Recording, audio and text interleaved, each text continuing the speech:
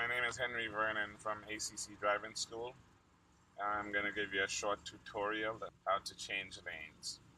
Okay, if you're trying to change lane, you would first look into your rear view mirror, put on your turn signal for left or right, look into your side mirror, and right before you change lane, you're going to turn around and look into your blind spot.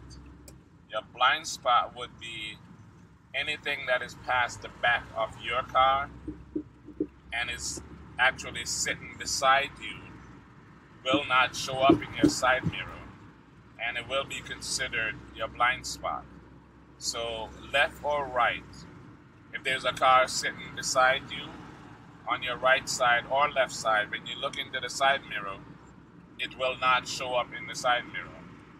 Okay, so again, you will signal right or left, look into your rear view mirror, then look into your side mirror, look into your blind spot, which is right side or left side, depending on where you're going.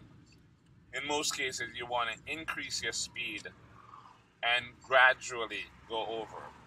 And I would emphasize gradually. You don't want to make a big sudden turn. You will lose control. Okay, so you want to look into the mirrors, put on your turn signal, increase your speed, look into your blind spot, and gradually go over, left or right.